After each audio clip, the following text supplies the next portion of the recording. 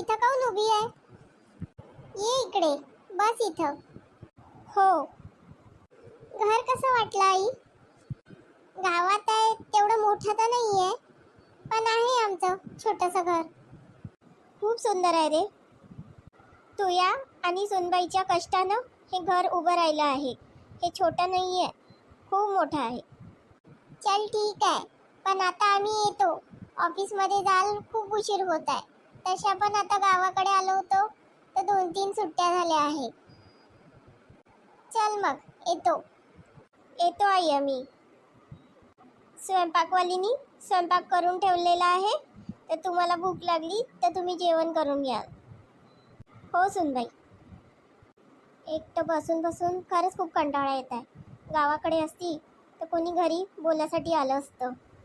का करू मी आता? घरचे कामासाठी पण बाई आहे. एक काम करते, गावावरून मी जुन्या साड्या आणल्या आहे ना, त्याची मी वाकळ बनवते.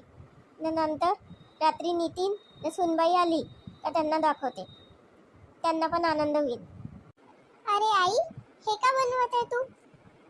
अरे आले तुम्ही, माहीतच नाही पडलं. काही नाही रे, बसल्या बसल्या बोर होत होतं म्हणून वाकळ शिवत होती. वाकळ म्हणजे? गोदडी, जी जुन्या साड्यांपासून बनवते ना ती. नाही, ते कळलं मला. माझी पण आई बनवत होती. पण आई, हे सगळं बनवण्याची काय गरज आहे? मी तुम्हाला नवीन ब्लँकेट आणून देईन.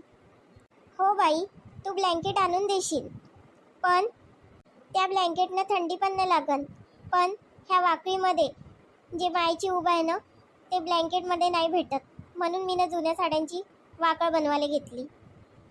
ठीक आहे सासूबाई, मग आमच्यासाठी पण एक वाकळ बनवा. हो बाई, बनवतो.